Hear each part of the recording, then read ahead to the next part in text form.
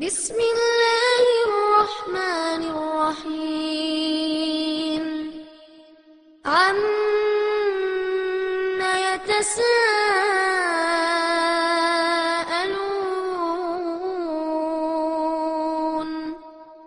عن النبأ العظيم الذي هم فيه مختلفون كلا سيعلمون ثم كلا سيعلمون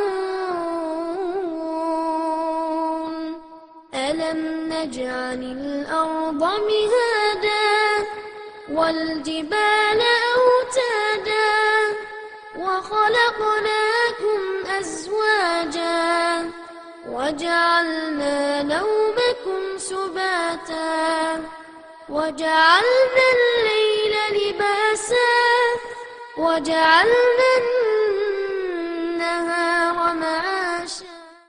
அஸ்ஸலாமு அலைக்கும் வரஹ்மத்துல்லாஹி வபரகாத்துஹு. கண்ணியத்திற்குரிய எல்லாமுள்ள அல்லாஹுவின் நல்லடியார்களே, ஒரு மனிதன் இந்த உலக வாழ்க்கையில எத்தனையோ பல பருவங்களை சந்திக்கின்றான். அவன் சந்திக்கின்ற கடந்து போகின்ற பருவங்களில் மிக முக்கியமானதொரு பருவம், கவனத்தோடு கையாளப்பட வேண்டிய பருவம், பல வகைகளிலேயும் சீர்திருத்தம் செய்யப்படுவதற்கு தகுதியான ஏற்ற பருவம் எதுவென்றால் ஒவ்வொரு மனிதர்களும் தங்கள் வாழ்நாளில் சந்திக்கின்ற இளமை பருவம்தான். குழந்தை பருவத்தில் கெட்டு போவதை காட்டிலும் முதுமை பருவத்தில் இன்ன பிற தீமையான வழிகேடான காரியங்களில் வீழ்ந்து போவதை காட்டிலும் ஒரு மனிதன் சந்திக்கின்ற இளமை பருவத்தில் தான் பல்வேறு விதமான வழிகெடுவதற்குரிய காரணிகள் நிரம்ப இந்த உலகில் நிறைந்திருப்பதை பார்க்கிறோம். அதன் காரணத்தில்தான் நாம் வாழ்க்கை நெறியாக ஏற்றுக்கொண்டிருக்கிற இஸ்லாமிய மார்க்கம் நாம் சந்திக்கின்ற இந்த 3 பருவங்கள் தொடர்பாகவும் பல்வேறு விதமான அறிவுரைகளை சொல்லித் தருகிறது. குழந்தை பருவத்தில் என்னென்ன அறிவுரைகள் புகட்டப்பட வேண்டும் அதையும் நம்முடைய மார்க்கம் நமக்கு சொல்லித் தருகின்றது. முதுமை பருவத்தில் அவர்களுக்கு செய்ய வேண்டிய கடமைகள் என்ன, பெரியவர்களை நாம் எவ்வாறு மதிக்க வேண்டும், அவர்களை அரவணைக்க வேண்டும் என்பதை பற்றியும் இஸ்லாமிய மார்க்கம் அதிகமாகவே போதனை செய்கின்றது.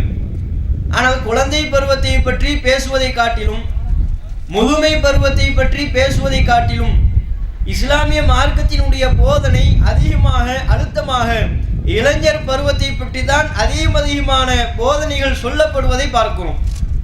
அந்த அளவிற்கு இறைவனாலும் கண்காணிக்கப்படக்கூடிய இறை தூதரின் புறத்திலிருந்தும் பல்வேறு போதனைகளின் மூலம் செம்மைப்படுத்தக்கூடிய ஒரு பருவமாக நாம் வாழ்நாளில் அடைகின்ற இளமை பருவம் அமைந்திருக்கின்றது.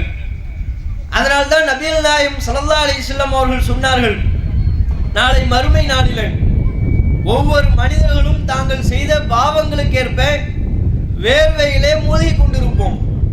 நபிகள் நாயகம் குறிப்பிடுகிறார்கள், இன்னக்கும் மஹ்ஷூருன யௌமல் கியாமத்தி ஹுஃபாத்தன் உராத்தன் குர்லா. நாளை மறுமை நாளில் நீங்கள் அனைவர்களும் நிர்வாணமானவர்களாக ஒன்று திரட்டப்படுவீர்கள், செருப்பணியாதவர்களாக கத்னா செய்யப்படாதவர்களாக ஒன்று திரட்டப்படுவீர்கள்.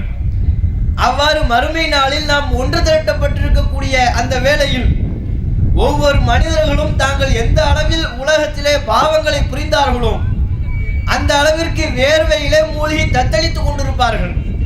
நபிகள் நாயகம் ஸல்லல்லாஹு அலைஹி வஸல்லம் அவர்கள் சொல்கிறார்கள், சில நபர்கள் அவர்களுடைய வேர்வை கணுக்கால் வரையிலும் இருக்கும், இன்னும் சில நபர்கள் மூட்டுக்கால் வரையிலையும் வேர்வையில தத்தளித்துக் கொண்டிருப்பார்கள், இன்னும் சில பேர்கள் மார்பு வரையிலும், ஒரு சில நபர்கள் இருப்பார்கள் அவர்கள் ஒரேடியாக வேர்வையிலேயே மூழ்கி திளைத்து விடுவார்கள். அந்த அளவிற்கு அவர்களுடைய பாவங்களுக்கு ஏற்ப வேர்வையிலே மூழ்கி கொண்டிருக்கக்கூடிய ஒரு நேரம், அவ்வளவு கொடூரமான உஷ்ணம், சூரியன் தலைக்கு அருகாமையில் இருந்து அனலாய் கொதிக்கக்கூடிய ஒரு தருணம். இந்த இக்கட்டான சூழ்நிலையை பற்றி அல்லாஹ்வின் தூதர் விவரித்துவிட்டு, இந்த இக்கட்டான சூழ்நிலையில் எல்லாம் வல்ல ரப்புல் ஆலமீன் தனது அடியார்களில் சில குறிப்பிட்ட வகையினர்களுக்கு தனது அரிஷ் என்கிற பிரம்மாண்டமான சிம்மாசனத்தின் நிழலை அளிக்கின்றான். அவன் தன்னுடைய நிழலை அளிப்பதற்கு தேர்வு செய்யக்கூடிய நபர்களை பற்றி நபிகள் நாயகம் குறிப்பிடுகிறார்கள். சபஅத்துன் 7 வகையினர்கள் இருக்கிறார்கள். யுதில்லுஹுமுல்லாஹு ஃபீ ظில்லிஹி யௌம லா ظில்ல இல்லா ظில்லஹு. அவனுடைய அரிஷின் நிழலை தவிர வேறு எந்த நிழலும் இல்லாத மறுமையினுடைய இக்கட்டான சூழ்நிலையில் அரவணைப்பு என்று இருந்தால் அல்லாஹ்வினுடைய அரிஷின் நிழல் மாத்திரம்தான். அந்த மறுமையின் அனல் தகிக்கக்கூடிய நேரத்தில் நாம் அனைவர்களும் சூரியனுடைய கடுமையான வெயிலின் தாக்கத்தினால் பாதிப்புக்குண்டாகக்கூடிய சூழ்நிலையில் நமக்கு ஆதரவளிப்பது இறைவனுடைய சிம்மாசனத்தின் நிழல் மாத்திரம்தான்.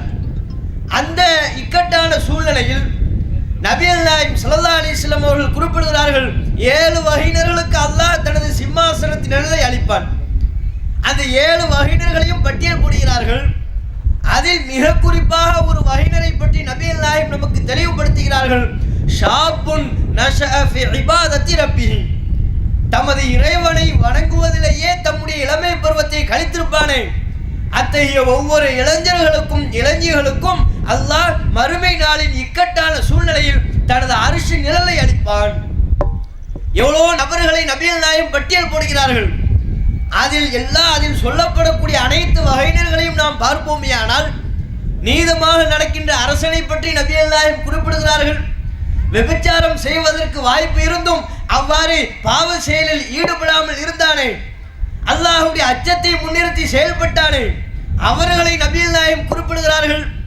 எத்தனையோ நபர்களை குறிப்பிடக்கூடிய முக்கியமான சூழ்நிலையில் இளமை பருவத்தை யார் இறை வணக்க வழிபாட்டிலே கலைத்திருக்கிறார்களோ, தம்முடைய இளமை பருவத்தை அல்லாஹ்வை எண்ணி பார்ப்பதிலேயும் அவனுடைய வல்லமைகளை நினைவு கூறுவதிலேயும் முழுக்க முழுக்க இறை வணக்க வழிபாட்டில் எந்த இளைஞர்கள் தங்களது இளமை பருவத்தை கழித்திருப்பார்களோ அவர்களுக்கு அரிஷுடைய நிழல் காத்திருப்பதாக நபிகள் நாயகம் ஸல்லல்லாஹு அலைஹி வஸல்லம் அவர்கள் நமக்கு விளக்கி தருவதை பார்க்கிறோம்.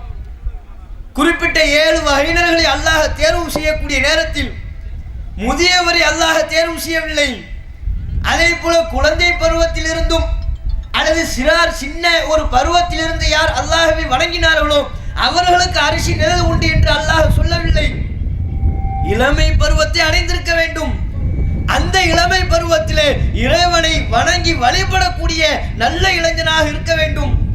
அப்படி ஒருவன் தமது இளமை பருவத்தை இறை வணக்க வழிபாட்டில் கழித்திருப்பானேயானால் அவனுக்கு அரிசியுடைய நிழல் காத்திருப்பதாக நபிகள் நாயகம் குறிப்பிடுகிறார்கள்.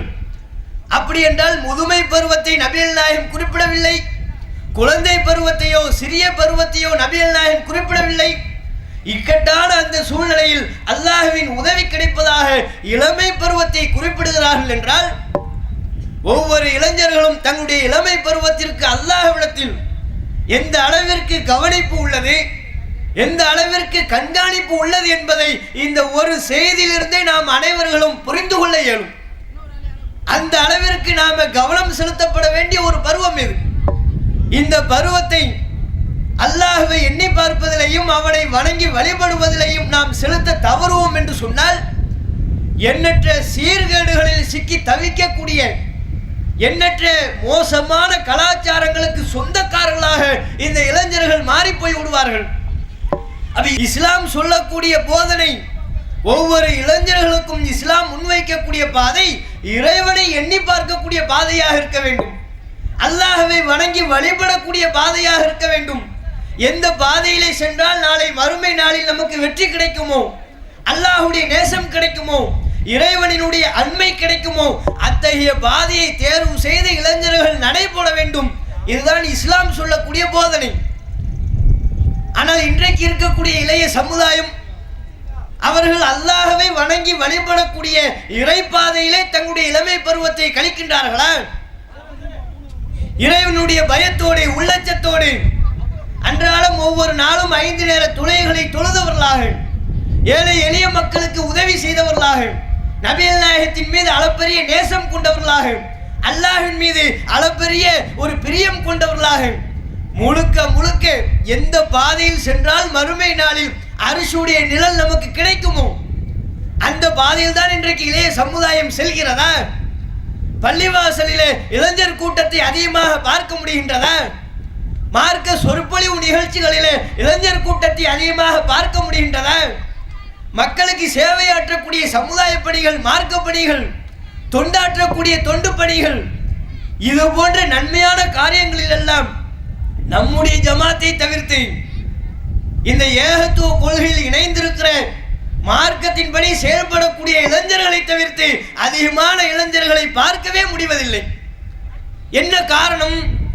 அவர்கள் சென்று கொண்டிருக்கக்கூடிய பாதை இறைவன் காட்டி தந்த பாதை அல்ல, வழிகேடுகளுக்கு சொந்தமான பாதையிலே சென்று கொண்டிருக்கிறார்கள். மோசமான ஒழுக்கக்கேடான சீர்கட்ட பாதையிலே இன்றைக்குள்ள இளைய சமுதாயம் சென்று கொண்டிருக்கிறது. இன்றைக்கு இளைய சமுதாயம் எப்படி சீர்கட்டு போயிருக்கிறது என்பதை நம்ம ரொம்ப நேரம் விலாவரியாக பேசி விளக்க வேண்டிய தேவையே இல்லை. இன்றைக்கு சீர்கட்டு போயிருக்கிற இளைய சமுதாயத்தின் ஒட்டுமொத்த சீர்கட்ட வடிவம் இந்த மொபைல் போன். அதிலேயே எல்லா விதமான கலாச்சார சீர்களும் வந்துவிட்டது. இளைஞர்கள் தங்களுடைய இளமை பருவத்தை நன்மையான காரியத்தில் செலவழிப்பதை காட்டிலும், நல்ல நன்மையான பணிகளிலே தங்களுடைய இளமை பருவத்தை செலவழிப்பதை காட்டிலும் மொபைல் போன்களிலே செலவழிப்பதுதான் அதிகத்திலும் அதிகமாக காணப்படுவதை பார்க்கிறோம். இதை எந்த இளைஞர்களும் மறக்க முடியாது, மறைக்கவே முடியாது. இன்றைக்கு இருக்கக்கூடிய எந்த இளைஞன்ட்டையாவது பழங்காலத்தில் இருந்த மொபைல் போனை பார்த்துருக்கீங்களா? 1100 வாங்க, இத்தனோண்டு கீபோர்டு, கீழே போட்டால் கூட உடையாது, செங்கலை வச்சு தட்டினாலும் உடையாது. அது மாதிரி நல்ல நீண்ட காலம் உழைக்கக்கூடிய ஒரு மொபைல் போனு. அது மாதிரி கீபோர்டு மொபைல் போன், பட்டன் வைத்திருக்கிற மொபைல் போன்களை எந்த இளைஞர்கள் இன்றைக்கு பயன்படுத்துகிறாங்க? எல்லாம் ஸ்மார்ட் போனு. அதில் என்ன இப்போ முதல் 2G வச்சுருந்தாங்க. இணையதள வசதி இல்லாமல் பாய் இருக்கவே மாட்டார். ஏன்னா இப்போ பார்த்தாலும் திடீர்னு அமெரிக்காவிலிருந்து ஒபாமா கால் பண்ணுவார், இவருக்கு மெயில் அனுப்புவார். அங்கே ஒரு முக்கியமான பிரச்சனை ஓடிக்கிட்டு இருக்குது. வெள்ளையர்களுக்கும் கருப்பர்களுக்கும் மத்தியில் கடுமையான சண்டை. இதை எப்படி இந்த சிக்கலை தீர்ப்பது என்று ஒபாமாவே விட்டதான் லைனில் வருவார். அதனால இணையதளம் எப்போதுமே இவருக்கு இருக்கணும். அப்போ இணையதள வசதி இல்லாமல் இருக்கிறது இல்லை. அதுலேயும் முந்தைய காலத்துல எல்லாம் வெறுமனே 2G தான் இருந்துச்சு. இப்போ 2Gலாம் பாய்க்கு பத்தவே மாட்டேங்குது, 3G.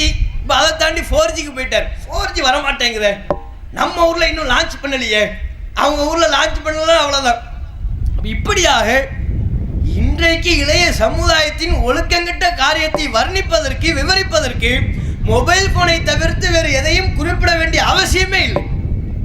அந்த அளவிற்கு எல்லா விதமான ஒட்டுமொத்த சீர்கேடுகளும் மொபைல் போன் என்கிற அந்த ஒன்றின் ஊடகத்தின் வழியாகவே நிரம்பிக் கொண்டிருப்பதை பார்க்கிறோம். இப்படிப்பட்ட ஒரு இளமை பருவம், எவ்வளவு ஆற்றல் மிக்க ஒரு இளமை பருவம்.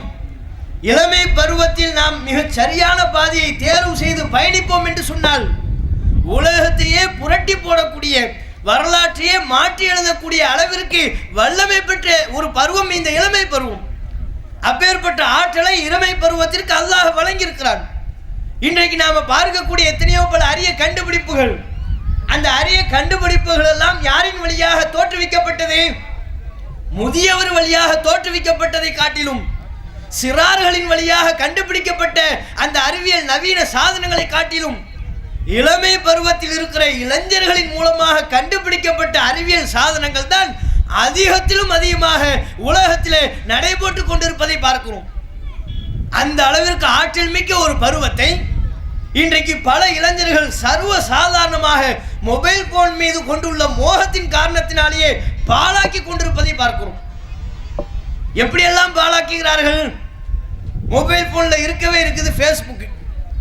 அதை விட்டு அவ்வளவுதான், எந்நேரமும் ஃபேஸ்புக்கில் கனெக்டிங்ல இருந்துகிட்டே இருப்பார். அது எவ்வளவு பெரிய அற்புதமான ஒரு தொலைத்தொடர்பு சாதனம். அதை வைத்து வினாடி பொழுதினில் ஒரு செய்தியை லட்சக்கணக்கான மக்களுக்கு தெரிவித்து விடலாம். அந்த அளவிற்கு வலிமையான ஒரு ஊடகம், நன்மை பயக்கக்கூடிய ஊடகம்.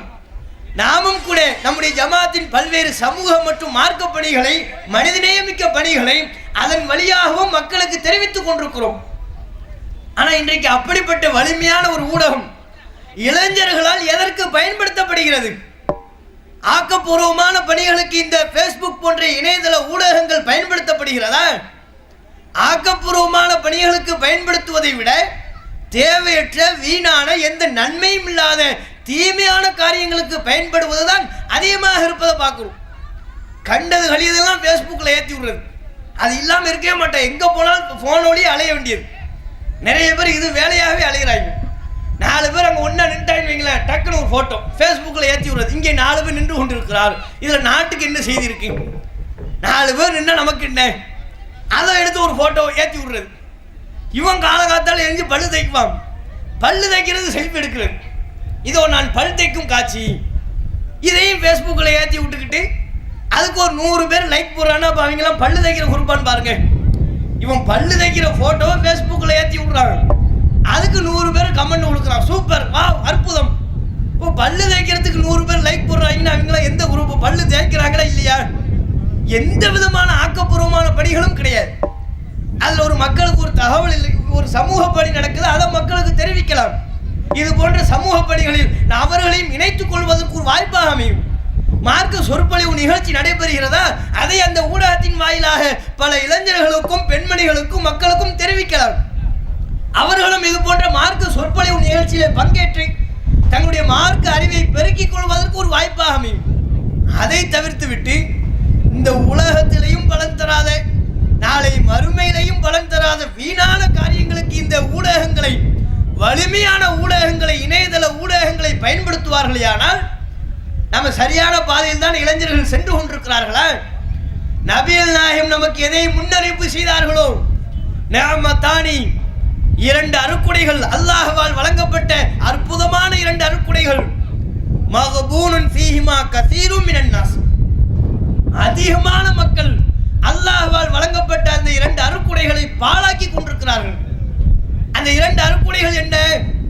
அஸ்ஸிஹத்து வல் ஃபராக், உடல் ஆரோக்கியமும் ஓய்வு நேரங்களும் அல்லாஹ்வால் மனித சமுதாயத்திற்கு வழங்கப்பட்ட அற்புதமான அருக்குடைகள். ஆனால் அநேக மனிதர்கள் இந்த 2 அருக்குடைகளையுமே பாழாக்கி கொண்டிருக்கிறார்கள் என்று நபிகள் நாயகம் நம்ம எல்லாம் எச்சரிக்கை செய்யும் விதமாக இந்த அறிவுரையை வழங்கினார்கள். அதைத்தானே இன்றைக்கு இளைய சமுதாயத்திடத்திலே பார்க்கிறோம். சதா எப்போது பார்த்தாலும் மொபைல் போனிலே தங்களுடைய நேரங்களையும் இறைவனால் வழங்கப்பட்ட இளமை பருவத்தையும் பாழாக்கி கொண்டிருப்பதை பார்க்கிறோமா இல்லையா? இதில் ஃபேஸ்புக் வழியாக கெட்டு போறதுன்னு சொன்ன பல்வேறு விதமான பெண் நண்பர்களை இதில் அழைக்கிறது, பெண்களை ஃபேஸ்புக் நட்பு வட்டாரத்தில் நண்பர்களாக சேர்த்துக் கொள்வது, அவர்களோடு பல்வேறு விதமான மார்க்கத்தில் தடை செய்திருக்கிற விஷயத்தை எல்லாம் பகிர்ந்து கொள்வது, இதெல்லாம் ஒரு முஸ்லிம் செய்யக்கூடிய காரியமா? அல்லாஹ்வை அஞ்சி நடக்கக்கூடிய ஆணோ பெண்ணோ இது போன்ற தவறான மார்க்கம் தடுத்திருக்கிற உரையாடல்களில் பங்கேற்பார்களா? இன்றைக்கு இருக்கிற இளைய சமுதாயம் ஃபேஸ்புக் என்ற ஒரு ஊடகத்தை பயன்படுத்துவதின் அதிகமான நோக்கமே பெண்களோடு பழகுவதற்கும் அவர்களோடு தேவையற்ற விஷயங்களை விவாதிப்பதற்கும் தான் பயன்படுத்தி கொண்டிருக்கிறார்கள். மார்க்கம் எப்படிப்பட்ட ஒழுங்கை நமக்கு கற்றுத்தருகிறது? நபிகள் நாயகம் ஸல்லல்லாஹு அலைஹி வஸல்லம் சொன்னார்கள், லா யஹ்லுவன்ன ரஜுலும் பி இம்ராத்தின், எந்த ஒரு ஆணும் அந்நிய பெண்ணோடு தனித்திருக்க கூடாது. இது இஸ்லாம் நமக்கு சொல்லி தந்திருக்கிற மிக முக்கியமான ஒரு ஒழுக்கம். அந்நிய ஆணும் அந்நிய பெண்ணும் எங்கேயுமே தனித்திருக்க கூடாது. அவ்வாறு தனித்திருப்பதை நம்முடைய மார்க்கம் வன்மையாக கண்டிப்பதோடு ஃபஇன்ன ஷைத்தான சாலிஸஹுமா, மூன்றாவதாக ஷைத்தான் இருக்கிறான். 2 பேர் தனியா இருப்பதாக நீங்க நினைப்பீங்க, மூணாவதா ஷைத்தான் இருக்கிறான். அவன் உங்களுடைய உள்ளங்களிலே தவறான எண்ணங்களை ஏற்படுத்துவான், பாலியல் ரீதியான தவறான சிந்தனைகளை புகுத்துவான். அவனின் ஏற்படுத்தக்கூடிய ஊசலாட்டத்திற்கு அடிபணிந்து விடுவோமையானால் ஒழுக்கக்கேடான காரியத்தை நோக்கி ஷைத்தான் அந்த இருவரையும் அழைத்து சென்று விடுவான். அதனால்தான் நம்முடைய மார்க்கம் நமக்கு இப்படிப்பட்ட நெருப்பான ஒரு அற்புதமான ஒழுக்கத்தை நமக்கு போதித்தது. இந்த ஒழுக்கத்தை எல்லாம் சாதாரணமாக கடைபிடிக்கக்கூடிய நம்மில் பல பேர்கள் ஊடகத்தில் கடைபிடிக்க தவறி விடுகிறார்கள். ஃபேஸ்புக்கில் இருக்கிறது அவங்க தனியாக இருக்கிறதாகவே நினைக்கிறது இல்லை. ஃபேஸ்புக் என்கிற ஒரு ஊடகத்தின் வாயிலாக ஒரு இளைஞனும் ஒரு இளைஞியும் தங்களுடைய தகவல்களை பரிமாறிக்கொள்கிறார்கள் என்றால் இது தனிமை அல்லாமல் வேற என்ன? ஒரு பெண்ணை தொடர்பு கொண்டு நான் தகவலை அனுப்புவதாக இருந்தால் எந்த தகவலையும் அனுப்ப இயலுமா இல்லையா? அவளோடு எந்த விதமான விஷயங்களையும் பேச முடியுமா முடியாதா? அப்ப எந்த விதமான கட்டுப்பாடும் மற்ற தனிமையான ஒரு சூழல் தான் இந்த ஃபேஸ்புக்கின் மூலமாக உரையாடுவது. இது மார்க்கம் தடுத்திருக்கிற தனிமை என்றே பல ஆண்கள் பெண்கள் சிந்திப்பதில்லை. அதுலேயும் பல்வேறு விதமான பெண்கள், மார்க்கத்தினுடைய போதனையற்ற பெண்கள், இவர்கள் அரைகுறையாக ஆடை அணிவது மாத்திரமில்லாமல் அதை பொது வெளியில ஃபேஸ்புக்கிலே பகிர்வார்கள். இதோ இந்த ஹஜ் பெண்ணாளுக்கு நான் எடுத்திருக்கிற ட்ரெஸ்ஸு நல்லா இருக்குதான்னு ஃபேஸ்புக்கில் வந்து ஃபோட்டோவை ஏற்றி விடுறது. அதுக்கு அப்படியே லைனில் வருவாங்க 1000 பேர். சூப்பர், அற்புதமான ட்ரெஸ்ஸு, பின்னாடி கண்ணாடி வச்சா நல்லா இருந்திருக்கும், இந்த கலரில் போட்டிருந்தீங்கன்னா உங்கள் கலருக்கு எடுப்பாக இருக்கும். இதெல்லாம் யாருடைய பேச்சு? இப்படி தானே ஷைத்தான் உள்ள நுழைவான். 4 பேர் நல்ல கருத்தை சொன்னான்னா 6 பேர் ஆபாசமான கருத்தை சொல்லுவாங்க. அது அந்த பெண்ணின் உள்ளத்திலே சபலத்தை ஏற்படுத்துவதற்கு வாய்ப்பாக அமைந்துவிடும். இருவரும் வழிகட்டு ஒழுக்கக்கேடான காரியத்தில் வீழ்வதற்கு இந்த தனிமை ஒரு பாதையை ஏற்படுத்தி தரும். அதனால்தான் நம்முடைய மார்க்கம் நம்மை எச்சரிக்கின்றது. எந்த ஆணும் அந்நிய பெண்ணோடு தனித்திருக்க கூடாது. மூன்றாவதாக ஷைத்தான் இருக்கு. அவை நம்மை ஒழுக்கக்கேடான காரியத்தை நோக்கி, பாதையை நோக்கி அழைத்து செல்வார். அந்த விஷயத்தில் இன்றைக்கு இளைய சமுதாயம் விழிப்போடு இருக்கின்றதா? ஆபாசமான பேச்சுக்கள், ஆபாசமான வார்த்தைகள், இப்படியான மார்க்கம் தடுத்திருக்கிற ஒரு தொடர்பை தான் இந்த ஊடகத்தின் வாயிலாக பல பேர்கள் ஏற்படுத்தியிருக்கிறார்கள். நான் ஃபேஸ்புக் என்கிற ஊடகத்தை பயன்படுத்தக்கூடிய அத்தனை பேர்களையும் குறை சொல்லவில்லை. அதிகமானவர்கள் இப்படிப்பட்ட மார்க்கம் தடுத்த போக்கில் தான் பயணித்துக் கொண்டிருக்கிறார்கள். இது எந்த விதத்தில் சரி? அதில் குலைந்து பேசுவதும், ஆண்களோடு வலிந்து பேசுவதும், அல்லது ஆண்கள் பெண்களோடு வலிந்து பேசுவதும். இறைவன் நபிகள் நாயகம் ஸல்லல்லாஹு அலைஹி வஸல்லம் அவருடைய மனைவிமார்களுக்கு அறிவுரை சொல்கிறான். யா நிசா அன்-நபி, நபியினுடைய மனைவிமார்களே, லஸ்துன்ன கஅஹதின் மினன் நிசா, நீங்கள் மற்ற பெண்களைப் போல் கிடையாது. நபியினுடைய மனைவிமார்கள் என்றால் அவர்களுக்கு தனி சட்டம், அவர்களுக்கு சமுதாயத்தின் மீது தனி பார்வை உண்டு. அப்படிப்பட்ட நீங்கள் இனி தகைத்துன்ன ஃபலா தக்லஅன பில் கௌல், உண்மையில் நீங்கள் அல்லாஹ்வை அஞ்சி நடப்பது உண்மையாக இருந்தால் எந்த அந்நிய ஆண்களிடத்திலையும் குலைந்து பேசாதீர்கள், வலிந்து பேசாதீர்கள். நீங்கள் அவ்வாறு பேசும்போது ஃபயத்மா அல்லதி ஃபீ கல்பிஹி மரதுன், எவனது உள்ளத்தில் நோய் இருக்குமோ அவனை ஆசைக்குள்ள வைத்து விடும், தவறான பாதைக்கு அழைத்து விடும். நபியின் மனைவிமார்களுக்கு அல்லாஹ் இத்தகைய அறிவுரையை சொல்லித் தருகிறார். நீங்கள் அல்லாஹ்வை அஞ்சுகிறீர்களா? இறைவனை பயப்படுவது உண்மையா? அப்படி என்றால் எந்த அந்நிய ஆண்களிடத்திலையும் குலைந்து பேசாதீர்கள், வலிந்து பேசாதீர்கள். நபிகள் நாயகம் ஸல்லல்லாஹு அலைஹி வஸல்லம் அவருடைய மனைவிமார்கள் தூய்மையான மூமின்கள், உம்மஹாத்துல் முஃமினீன், ஒட்டுமொத்த முஸ்லிம் சமுதாயத்தினுடைய தாய்மார்கள். அப்பேற்பட்ட தாய்மார்களுக்கு அல்லாஹ் அறிவுரை சொல்கிறான், குலைந்து பேசாதீர்கள், வலிந்து பேசாதீர்கள். அவர்களுக்கு இந்த அறிவுரை என்றால் இன்றைக்கு இருக்கக்கூடிய தாய்மார்களுக்கு இது பொருந்தாதா? குறிப்பாக இளைய பருவத்தை அடைந்திருக்கிற பெண்களுக்கு இந்த அறிவுரை முக்கியம் இல்லையா, தேவை இல்லையா? அல்லாஹ்வை அஞ்சி நடக்கக்கூடிய அத்துணை முஸ்லிமான ஆண்கள் பெண்கள் கடைபிடிக்க வேண்டிய ஒரு ஒழுக்க நெறி.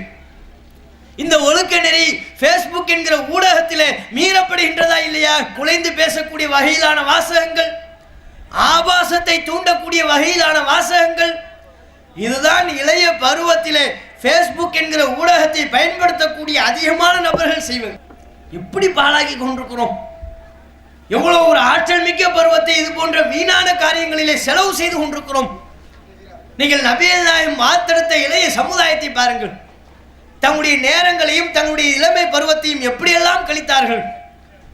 பெரும்பான்மையான இளைஞர்கள் நபிகள் நாயகம் உருவாக்கிய இளைய சமுதாயம் இறைவனினுடைய பாதையில் நடைபோட்ட, அல்லாஹ்வை பயந்து நடந்து கொண்ட, தங்களது இளமை பருவத்தை மட்டுமல்ல ஒட்டுமொத்த வாழ்க்கையும் அல்லாஹ்வுக்காக அர்ப்பணித்த சமுதாயமாக நபிகள் நாயகம் உருவாக்கிய இளைய சமுதாயம் இருந்தது. எத்தனையோ பல இளைஞர்களின் வரலாறுகளை பார்க்கிறோம். அஹ்மதிலே பதிவு செய்யப்பட்டிருக்கக்கூடிய செய்தி, அன்சாரி நபித்தோழர்களை பற்றி, அதில் உள்ள இளைஞர்களை பற்றி தகவல் சொல்லப்படுகிறது. சுமார் அன்சாரிகளை சேர்ந்த 70 இளைஞர்கள், 70 இளம் நபித்தோழர்கள். யுகாலு லஹுமுல் குர்ரா, அவர்களை அடையாளப்படுத்துவதே குர்ராக்கள் என்று தான் அடையாளப்படுத்துவார்கள். குர்ராக்கள் என்று அடையாளப்படுத்துவது என்றால் அதன் பொருள் என்ன? காரிகள், திருமறை குர்ஆனை நன்கு ஓதக்கூடியவர்கள், திருமறை குர்ஆனை மக்களுக்கு கற்றுக் கொடுப்பவர்கள், இப்படியான பல பொருட்களை உள்ளடக்கி குர்ராக்கள் என்று அந்த இளைஞர்களுக்கு பெயர். அவங்களுக்கு சூட்டப்படுற பெயரிலேயே நீங்கள் ஒரு பாடத்தை பெறணும். இன்றைக்கு இருக்கக்கூடிய எந்த இளைஞர் கூட்டமாவது இது குர்ஆக்களின் கூட்டம், திருமறை குர்ஆனை ஓதக்கூடிய இளைஞர்களின் கூட்டம் என்று சொல்ல முடியுமா? நம்முடைய ஜமாத்தோடு அங்கம் வகிக்கிற தொடர்பு வைத்திருக்கிற இளைஞர்களை தவிர, தௌஹீதின் அடிப்படையில் நாம் உருவாக்கிய இளைஞர்களை தவிர்த்து அநேக இளைஞர்கள் குர்ஆக்கள் என்று சொல்லப்படக்கூடிய இளைஞர்களாக இருக்கிறார்களா? இவர்களெல்லாம் காரிகள், திருமறை குர்ஆனோடு தொடர்பில் உள்ளவர்கள், குர்ஆனை அற்புதமாக ஓதக்கூடிய, பிற மக்களுக்கு எடுத்துரைக்கக்கூடிய இளைஞர்கள். இந்த பெயரை பெற்ற இளைஞர்கள் நமது சமுதாயத்தில் எத்தனை பேர்கள்? அவனுக்கு அவனே பேர் வைக்கிறான். பல இளைஞர்கள் என்ன பேர்? குர்ஆனா பேர் வைக்கிறான். என்ன பேர் வச்சுக்கிட்டு இருக்கிறான்? நம்ம தான் அன்றாடம் வால் போஸ்டரில் பார்க்குறோமே. தங்களுடைய நண்பர்களுக்கு ஏதாவது கல்யாணம் வைங்க, களை கட்டின அந்த ஊரில் வால் போஸ்டர், ஸ்டார் குரூப்பு ஆரம்பிச்சிருவாங்க. மணமக்களை மனதார வாழ்த்தும் நெஞ்சங்கள் ஸ்டார் குரூப், கீழே எல்லாம் பேரப்புள்ளம் பாருங்க, அட்டகாசம் குரூப்பு, தல குரூப்பு, இப்படி பல்வேறு விதமான சினிமாவினுடைய பின்னணியை கொண்ட பெயர்களைத்தான் தங்களுக்கு சூட்டுகிறார்கள். பேரை ஃபுல்லாக பார்த்தீங்கன்னா அடைமொழியோடு. அந்த அடைமொழியும் எப்படிப்பட்ட அடைமொழி? சினிமா நடிகரின் பெயரை கொண்ட அடைமொழியாக இருக்கும். அவன் நடித்த சினிமா படத்தின் பெயரை கொண்ட அடைமொழியாக இருக்கும். அப்துல்லா என்பது எவ்வளோ அற்புதமான பேர். அல்லாஹுடைய அடிமை. அல்லாஹுடைய அடிமைனா ஒட்டுமொத்த மக்களுமே இறைவனுடைய அடிமைகள் தான். அதை பெயரிலேயே வெளிப்படுத்தக்கூடிய தன்மை கொண்ட ஒரு பேர் தான் அப்துல்லா. அந்த பேரை எப்படி ஆக்கிவிட்டான்? அட்டஹாசா அப்துல்லா. அது சினிமா படத்தோடு அந்த நடிகனோட பேரை சொத்து. முஹம்மது புகழுக்குரியவர், நம்முடைய தலைவர், நாம் உயிரை விட மேலாக நேசிக்கக்கூடிய நபிகள் நாயகத்தின் பெயர். அப்படிப்பட்ட அற்புதமான பெயரை எப்படி சொல்லிக் கொண்டிருக்கிறான்? ரஜினி முகமது. கஜினி முகமது தான் வரலாறு பார்த்துருக்கும். இவன் வச்சிருக்கிறான் ரஜினி முகமது. என்னடா, எங்கள் தலைவரோடு என் பேரை சேர்த்து சொல்லுவேன், அதில் தான் எனக்கு ஒரு இன்பம். அப்போ இவர்களுக்கு சூட்டப்பட்டிருக்கிற பெயர்கள் என்ன? குர்ஆக்கள் என்பது பேர் இல்லை, குர்ஆனை ஓதக்கூடியவர்கள் என்பது பேர் இல்லை. சினிமா படங்களையும் அதனுடைய கதாபாத்திரங்களையும் இணைத்து சொல்லப்படக்கூடிய பெயர்களைத்தான் இன்றைக்கு இருக்கக்கூடிய இளைஞர்கள் தேர்வு செய்து சூட்டுகிறார்கள். இது சரியான பாதையா? இளைஞர்கள் செல்ல வேண்டிய பாதையா? நபிகள் நாயகம் ஸல்லல்லாஹு அலைஹி வஸல்லம் அவருடைய வாழ்க்கையில் உள்ள, அவர்களுடைய காலத்தில் உள்ள இந்த இளைஞர்கள் குர்ஆக்கள் காலை மாலை என்று எப்போதும் சதா பள்ளிவாசலிலேயே தங்களுடைய நேரத்தை கழிப்பார்கள். திருமறை குர்ஆனை ஓதுவார்கள். வயததாரசூன், பிற மக்களுக்கும் இந்த இளைஞர்கள் திருமறை குர்ஆனை கற்றுக் கொடுப்பார்கள். அன்சாரிகளைச் சேர்ந்த 70 குர்ஆக்கள் இளைஞர்கள் தாங்களும் குர்ஆனை ஓதுவார்கள், தாங்களும் மார்க்கத்தினுடைய போதனையை கற்றுக்கொள்வார்கள். பள்ளிவாசல்களிலேயே இரவு பகலை கழிப்பார்கள். பிற மக்களுக்கும் குர்ஆனின் போதனைகளை பாதை பாதையாக சென்று தெரு தெருவாக சந்தித்து குர்ஆனின் போதனைகளை எடுத்துரைத்து பிரச்சாரம் செய்யக்கூடிய இளைஞர்கள். அது மாத்திரம் இல்லாமல் பள்ளிக்கு தேவையான பணிகளையும் செய்வார்கள். தொழுகைக்கு வரக்கூடிய தொழிலாளிகளுக்கு தண்ணீர் பற்றாக்குறையா? இவர்களே தண்ணீர் ஒன்று பள்ளிவாசலுக்கு தண்ணீர் இறைத்து வைப்பார்கள். அப்படிப்பட்ட மார்க்கப்பட்டுள்ள, பள்ளிவாசலோடு தொடர்புள்ள, திருமறை குர்ஆனோடு நெருக்கமாக இருந்த இளைஞர்களை நபிகள் நாயகம் உருவாக்கினார்கள். இன்னைக்கு எத்தனை இளைஞர்கள் திருமறை குர்ஆனை எடுத்து ஓதுகிறார்கள்? குர்ஆனினுடைய போதனையிலிருந்து எத்தனை பக்கங்களை மனனம் செய்திருக்கிறார்கள்? எவ்வளவு போதனைகளை அறிந்து வைத்திருக்கிறார்கள்? சொற்பத்திலும் சொற்பம். குர்ஆனோடு இன்றைக்கு இருக்கிற இளைய சமுதாயத்திற்கு தொடர்பில்லை. அதிகமான இளைஞர்களுக்கு மொபைல் போன்ல என்னெல்லாமோ வச்சிருப்பார். மொபைல் போன்லேயே ஏகப்பட்ட இடம் இருக்கும். அது பத்தாம 8 GB memory card, 16 GB memory கார்டுன்னு வாங்குறது. எதுக்கு? அதில் ஃபுல்லாக குர்ஆனையும் தஃப்சீரையுமா ஏற்றி வைக்க போகிறாரு. எல்லாம் சினிமா படம். சினிமா படம் ஏற்றிப்பா மெமரி கார்டு வாங்கும்போது கேட்பார், இதில் எத்தனை படம் ஏற்றலாம்? இல்லைப்பா இது 8 GB. 8 GBன்னு சொன்னால் எனக்கு விளங்காது. எத்தனை படம் ஏற்றலாம்னு சொல்லுங்கள், அதுதான் விளங்கும். எத்தனை பாட்டு ஏற்றலாம்னு இதில் சொல்லுங்கள், அதுதான் விளங்கும். கேட்கும் போதே எவ்வளவு கொள்ளும் என்பதை கேட்டுவிட்டு அதில் பல்வேறு விதமான படங்களையும் பாடல்களையும் ஏற்றி அதை அவ்வப்போது கேட்டு ரசிப்பவர்களாகத்தான் இளைஞர்கள் இருக்கிறார்கள். எங்க திருமறை குர்ஆனோடு தொடர்பு இருக்குது? சினிமா பாடல்களையும் அவ்வப்போது கேட்டுக்கொள்வார்கள். காதில் ஹெட்ஃபோனு, ப்ளூடூத்து எல்லாம் எந்நேரமும் பாடலை கேட்டுக்கிட்டே இருக்கணும். இவர்கிட்ட இல்லாத பாடல் நண்பர்கிட்ட இருந்துச்சுன்னு வைங்க, ஆன் பண்ணு ப்ளூடூத் ஆன் பண்ணு, ஷேர் பண்ணு அந்த பாட்டை எனக்கு ஷேர் பண்ணு. ஹிந்தி, தமிழ் மட்டும் கிடையாது. இப்போ பாயினுடைய ரசனை ஹிந்தி, உருது, தெலுங்குன்னு பல மொழிகளிலையும் படர்ந்து விரியுது. இதுதான் இளைஞர்கள் செல்ல வேண்டிய பாதையா? அல்லாஹ்வுடைய அச்சத்தை முன்னிறுத்தி நபிகள் நாயகம் காலத்தில் வாழ்ந்த இளைஞர்களை பாருங்கள். குர்ஆனோடு தொடர்பு, குர்ஆனின் அறிவுரைகளை படிப்பதில் ஆர்வம், பள்ளிவாசலில் நேரத்தை கழிப்பதில் அவர்கள் இன்பம் அடைந்தார்கள். தாங்கள் அறிந்து கொண்ட போதனையை பிற மக்களுக்கு கற்றுக் கொடுப்பதிலே அவர்கள் தம்முடைய வாழ்வையும் இளமை பருவத்தையும் கழித்தார்கள். ஒரு இளைஞனை அழைத்து உனக்கு திருமறை குர்ஆனில் என்னென்ன தெரியும் என்று கேட்டால் என்ன பதில் வரும்? அதே அதிகமான பகுதிகளை தெரியாதவராக நபிகள் நாயகம் காலத்திலே சின்னஞ்சிறிய வயதுடைய நபித்தோழர்கள் எல்லாம் அவருடைய சமுதாயத்திற்கு இமாமாக இருந்தார்கள். 10 வயதிலே திருமறை குர்ஆன் முழுவதையும் மனநமிட்டவர்களாக இருந்தார்கள். 12 வயதில் எல்லாம் போருக்கு செல்வதற்கு ஆயத்தமாகவும் துடிப்போடும் இருந்தார்கள். தங்களுடைய வாழ்வையும் தங்களுடைய எல்லா விதமான அனைத்தையுமே இறைவனுடைய பொருத்தத்தை பெறுவதற்காகவும் சமுதாய மக்களுக்கு பணி செய்வதற்காகவும் ஆர்வத்தோடு அணிவகுத்து வந்தார்கள் நபிகள் நாயகம் உருவாக்கிய இளைஞர்கள். இன்னைக்கு குர்ஆன் நமக்கு எவ்வளவு தெரியும்? இளைஞர்கள், இன்றைக்கு இருக்கிற இளைஞர்கள் இமாமாக நியமிக்கப்படுவதற்கு தகுதி வாய்ந்தவர்களாக இருக்கிறார்களா? அந்த அளவிற்கு குர்ஆனின் பகுதிகளை மனநமிட்டிருக்கிறார்களா? உமர் இப்னு அபி சலமா இளம் நபித்தோழர், சின்னஞ்சிறிய நபித்தோழர், 12 வயதை தாண்டி இருக்க மாட்டார். அவர் சமுதாயத்திற்கு இமாமாக நின்றார். அவரைத்தான் அவருடைய மக்கள் இமாமாக நிறுத்தினார்கள். காரணம், அந்த பகுதியில் அந்த மக்களில் இவருக்குத்தான் திருமறை குர்ஆனின் அதிகமான வசனங்கள் தெரியும். எந்த அளவுக்குலாம் அவங்க இப்னு அப்பாஸ் அவர்கள் 12 வயதை தாண்டுவதற்கு முன்பாகவே திருமறை குர்ஆனை மனநமிட்டார்கள். இப்படியாக நபிகள் நாயகம் உருவாக்கிய இளைஞர்களின் வரலாற்றை எடுத்துக்கொண்டால் எத்தனையோ பல இளைஞர்கள் அவர்கள் திருமறை குர்ஆனோடு கொண்டிருந்த தொடர்பு நம்மை எல்லாம் வியப்பில் ஆழ்த்தக்கூடிய அளவிற்கு உண்டான தொடர்பு. இன்றைக்கு நாம வைத்திருக்கிற தொடர்பு என்ன? நமக்கு இந்த குர்ஆனில் அதிக நேசம் இருக்கிறதா, பிரியம் இருக்கின்றதா? அதை எடுத்து படிப்பதிலே நாம் நம்முடைய நேரத்தை கழிக்கின்றோமா? குர்ஆனின் பாதையிலே செல்வதற்கு பதிலாக சினிமா நடிகர்களின் பாதையிலே நம்முடைய சமுதாயம் செல்கிறது. சினிமா மோகம் கொண்டு அவர்களினுடைய பின்னால் அலைகின்றது. நபிகள் நாயகத்தை நேசிக்க வேண்டிய இளைஞர் பட்டாளம் கூத்தாடியையும் அவர்களை நேசிப்பதின் விளைவாக அவர்கள் பின்னால் செல்வதை பார்க்கிறோம். இதுதான் இன்றைக்கு இளைஞர்கள் செல்ல வேண்டிய பாதையா? ஏன்னா நம்ம நபிகள் நாயகத்தை நேசித்தோம்னா என்ன செய்யணும்? பின்பற்றணும். அது அப்படியே இந்த கூத்தாடிகளுக்கு தான் இன்றைக்கு இருக்கக்கூடிய பல முஸ்லிம் இளைஞர்கள் செய்து கொண்டிருக்கிறார்கள். சினிமா நடிகனை நேசிப்பார்கள். அதன் விளைவாக தன்னுடைய நடை, உடை, பாவனைகள் அனைத்தையுமே அந்த சினிமா நடிகனை பின்பற்றியதாக அடிவுத்ததாகத்தான் இருக்கும். திடீர்னு பாய் முடி வெட்டிட்டு வருவார். இங்கிட்டு பார்த்தா எலி கரமணமா இருக்கும், இங்கிட்டு பார்த்தா சண்டையில் பிச்சுக்கிட்டமா இருக்கும். அல்லது அணில் உட்கார்ந்து இருக்குதா அல்லது முடியை சீவி இருக்கிறானே வித்தியாசம் தெரியாது. இப்படி தலையை ஃபுல் அப்படி மேலே சீவிடுவார். பெயிண்ட் வேறு அடிச்சு விட்டுருவார். வீட்டுக்கு வெள்ளை அடித்த மாதிரி தலை முடிக்கு மேலே பெயிண்ட் அடிச்சிருவார். நமக்கு தூரத்துலேருந்து பார்த்தா அந்த பாரு ஒரு அணில் நிற்குதுன்னு சொல்லுவோம். பார்த்தா பக்கத்தில் பார்த்தா அவருடைய முடி அந்த லட்சணத்தில் இருக்கும்.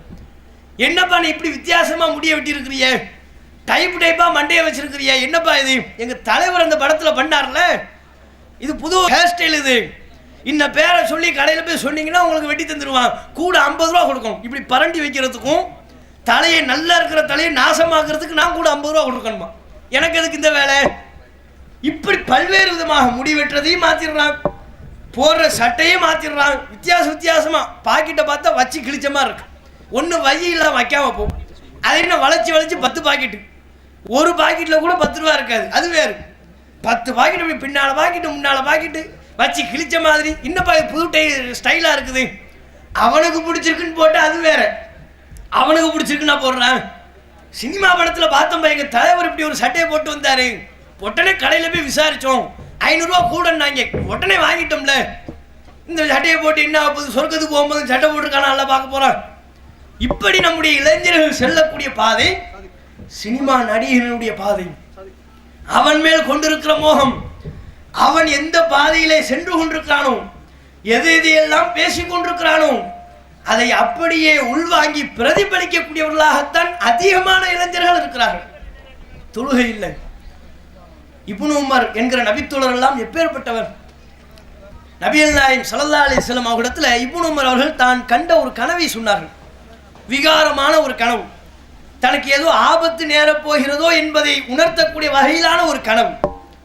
அந்த கனவை தாம் கண்ட கனவை நபிகள் நாயகம் ஸல்லல்லாஹு அலைஹி வஸல்லம் அவர்களிடம் இப்னு உமர் அவர்கள் தெரிவிக்கிறார்கள்.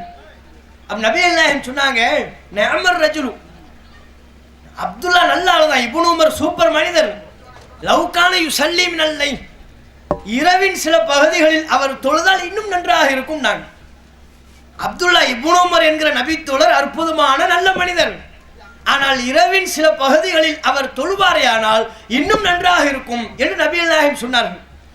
இரவின் சில பகுதிகளில் தொழுவதுனா உபரியான நஃபிலான தொழுகையை பற்றி.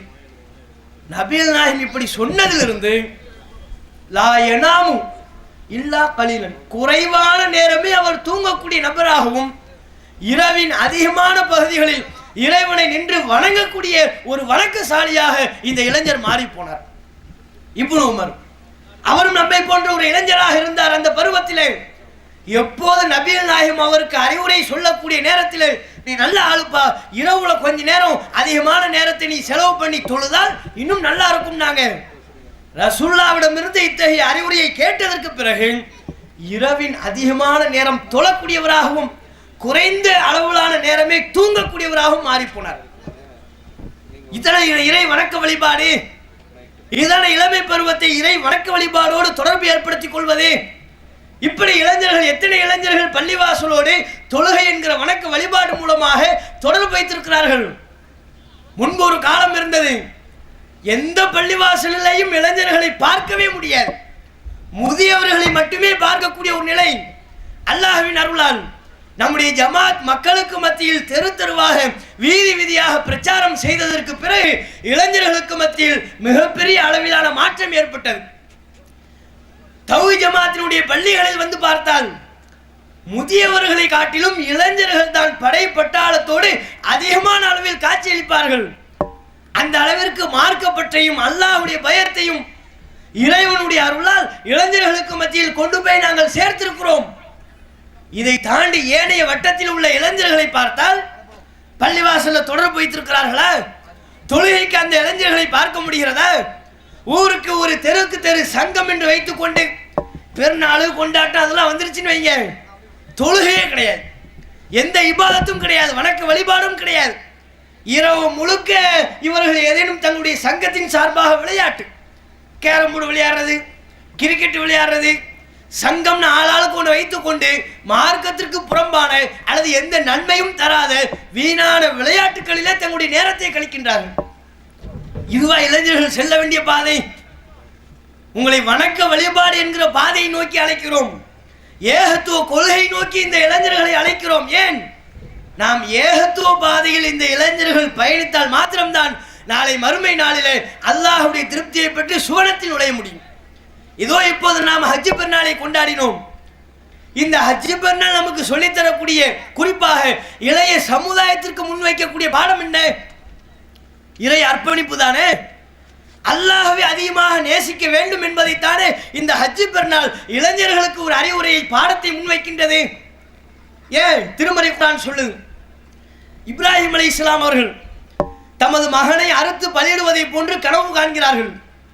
அப்போது தம்முடைய மகனிடத்திலே எந்த பருவத்தில் இந்த தகவலை சொன்னார்கள் என்பதை குர்ஆன் சொல்லும் போது, ஃபலம்மா பலக மாஹு ஸஅய, தம்முடைய பிள்ளையிடத்திலே ஓரளவு விபரத்தை கண்டபோது, ஓரளவு முதிர்ச்சியை கண்டபோது, அந்த குழந்தையிடத்தில் தம்முடைய மகன் இஸ்மாயில் இடத்தில் கேட்டார், யா புனைய இன்னி அராஃபில் மனாமி அன்னி அதுபஹுக, உன்னை அறுப்பதை போன்று கனவு கண்டேன், ஃபந்துர் மாதா தரா, நீ என்னப்பா நினைக்கிறாய் என்று கேட்டார்கள்.